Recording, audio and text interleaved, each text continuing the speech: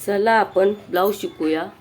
या व्हिडिओमध्ये आपण पाठीमागच्या व्हिडिओमध्ये आपण ब्लाऊजवरून माप कशी घ्यायची हे शिकलो। आता पेपरवर माप कशी टाकायची हे शिकणार आहोत। तरी आपली सर्व माप इंचामध्येच असणार आहेत। त्यासाठी लागणारे मापे आहेत उंची, छाती, शोल्डर, मुंडा, बटनपट्टी। यावरून आपल्याला पुढच्या गळ्याचं माप निघते। बाही उंची, दंडगेर, शोल्डर पट्टी, मागचा गळा आणि कमरगेर ही आपल्याला एकूण 10 माप लागणार। तर बघूया आपण पेपरवर माप कशी टाकायची ते। चला सुरुवात करूया। तर आपण मी उंची घेतलेली आहे 13.5। ह्या उंचीप्रमाणे आपण बघूया। उंची 13.5 आहे तर त्यामध्ये आपल्याला 1.5 इंच ॲड करायचं आहे, म्हणजे मिळवायचं आहे। म्हणजे किती होतात 15। आपण उंची किती टाकणार आहोत 15 इंच टाकणार आहोत। तर आपण इथून 15 इंच माप घेऊया।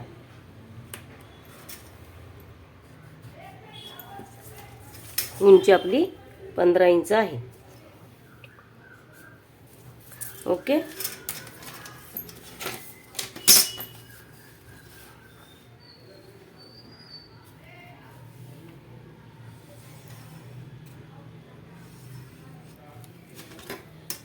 ठीक आहे। नंतर आपण छातीचं माप टाकायचं आहे। छातीचं माप आहे 9। त्यामध्ये शिलाई मार्जिनसाठी 1.5 इंच मिळवायचं आहे, म्हणजे झाले किती 10.5। तर आपण छातीचं माप 10.5 टाकायचं आहे।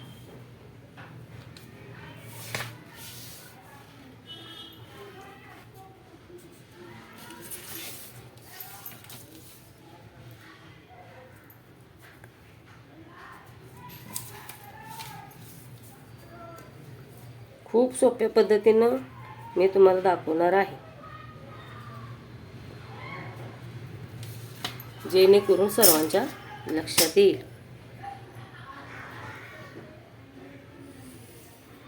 खूप सोपी पद्धत आहे। चला आपण ही आता छातीचं माप टाकून चौकोन पूर्ण केला आहे। तर आता आपण पुढची माप घेऊया।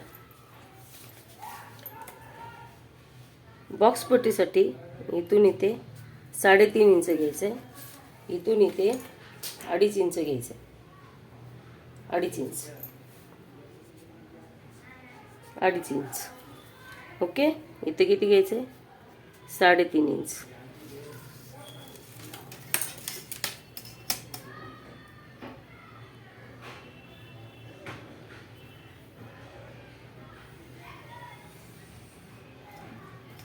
ओके, ही आपली झाली बॉक्स पट्टी।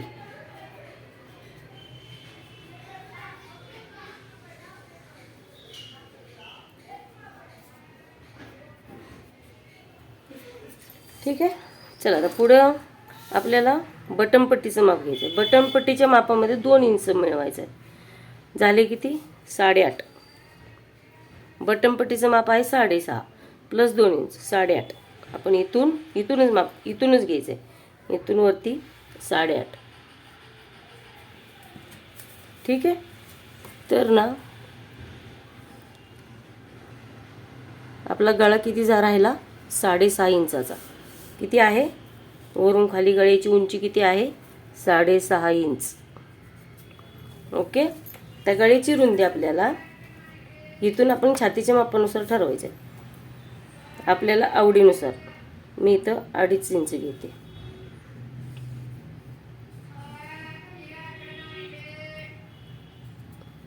ओके, इथे आपल्याला शोल्डरचं माप अगोदर टाकायचं आहे। शोल्डर किती आहे 10, त्याच्या निम्म टाकायचं आहे। आपल्याला शोल्डर किती घ्यायचं आहे 5 इंच। हे आपलं शोल्डरचं माप टाकायचं। आता गळ्याची रुंदी काढण्यासाठी शोल्डर पट्टीचं माप घ्यायचं आहे। शोल्डर पट्टी आहे 2.5 इंच प्लस अर्धा इंच शिलाई मार्जिनसाठी 3 इंच टाकायचं। तर टाकताना आपण शोल्डरचं माप घेतले तिथून उलट टाकायचं आपल्याला 3 इंच। शोल्डर पट्टी आपली आहे 2.5 इंचाची, शिलाई मार्जिनसाठी अर्धा इंच घेतले प्लस 3 इंच, म्हणजे इथून इथं शोल्डर पट्टीचं माप टाकलं। राहिलेलं किती हे झालं 2 इंच राहिलं। ओके, आणि आपण हे चौकोन गळ्याचा काढून घ्यायचा. ओके. इथून आता आपल्याला 1 इंच माप घ्यायचं. इथे 1 इंच माप घ्यायचं आणि इथे अर्धा इंच घ्यायचं. इथे अर्धा इंच घ्यायचं आणि सरळ आकार देऊन द्यायचं, टाकायचं. हा झाला आपला गोल गळा. सोपं पडतं. ठीक आहे. नंतर आता मुंड्याचं माप घ्यायचं. मुंडा किती आहे आपला? मुंडा आहे तेवढंच घ्यायचं. मुंडा आहे 8. तर असं तिरकस घ्यायचं आपल्याला. मुंडा इथून 8 इंचावर असं तिरकस घ्यायचं आहे इथे आला. ओके. त्याच्यावरून आता आपल्याला ही मुंड्याची रुंदी आणि खोली कळते ही 5.5. तर इथं पण आपण 5.5 घेऊया. इथे किती आहे? 5.25. इथे आपल्याला 5.25 वर टिक करायची आहे, जेणेकरून आपला हा चौकोन परफेक्ट येतो. समोरासमोरील बाजू समान असतात चौकोनाच्या. हे सूत्र वापरून आपण माप काढायचं आहे. ओके. आपण मुंड्याचं माप असं घेतलेलं आहे, तिरकस. ओके.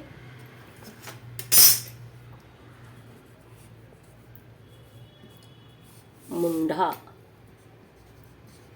तिरकस घेणे. ओके. मुंडा इथून इथे टाकला आपण, शोल्डरच्या मापापासून इथे तिरकस घेतला आणि त्यावरून आपल्याला मुंडीची रुंदी कळाली आणि खोली पण कळाली. हे घेतले माप, ते इथं टाकले. हे घेतले, ते इथं टाकले. चौकोन पूर्ण झाला. तर आपण मुंड्याचा आकार कसा काढायचा? तर इथून अर्धा इंचाच्या आपल्याला 3 खुणा करायच्या. ओके. अर्धा इंचाच्या 3 खुणा करायच्या. इथून मुंड्याच्या निम्म घ्यायचं. काय करायचंय? निम्म घ्यायचं. बाहेर अर्धा इंच घ्यायचं आपल्याला. इथे बाहेर अर्धा इंच घ्यायचं. इथं आपल्याला मार्जिनसाठी 1 इंच सोडून द्यायचं. तर आपल्याला इथून इथं सरळच आकार द्यायचा आहे, असा दाखवल्याप्रमाणे. बघा तुम्ही. आणि आपल्याला हा आकार असा राऊंड शेपमध्ये कोणत्या ह्याच्यावरून येतो, पॉईंटवरून, त्या पॉईंटला धरून आपल्याला हा आकार द्यायचा आहे.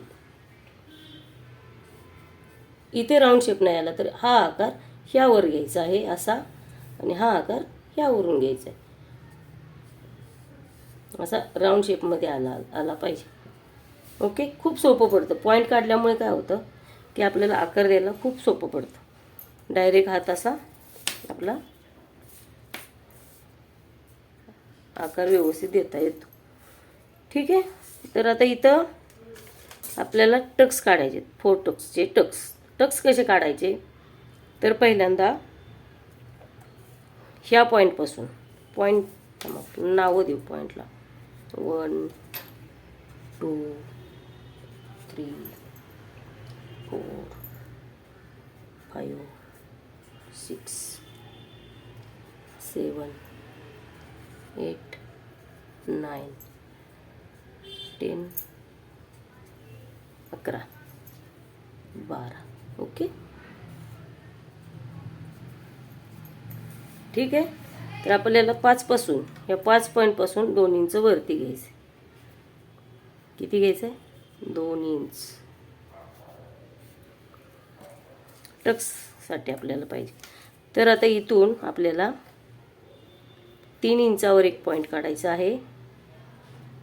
तिथून पुढे 1 इंच अजून पुढे घ्यायचं आहे. अजून तिथे 1 इंच पुढे घ्यायचं आहे. ओके. असे 3 पॉईंट आपण सरळ रेषेत काढायचे आहेत. तर हात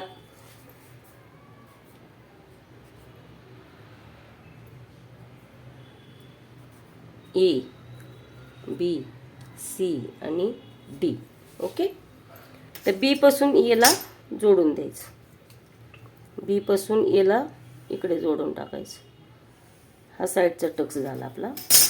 सी पासून अर्धा इंच खाली घ्यायचं आपल्याला, अर्धा इंच खाली घ्यायचा. हा ई पॉईंट आला. ई पासून खाली सरळ रेषेत जोडायचं आहे.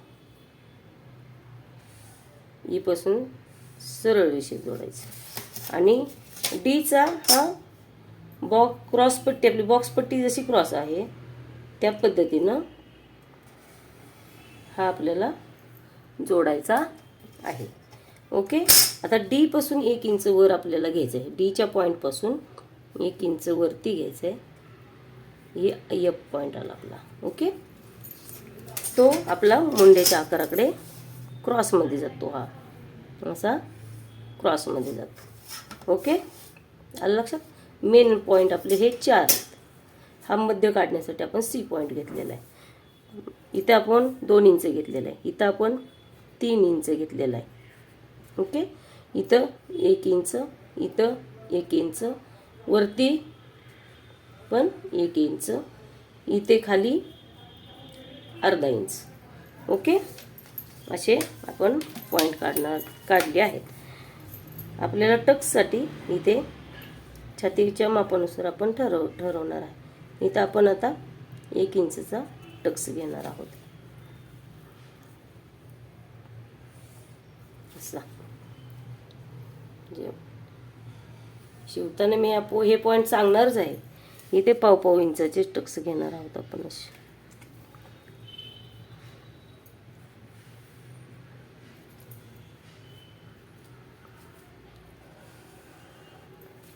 ओके. इथेही पाव इंचाचेच टक्स घ्यायचे आहेत.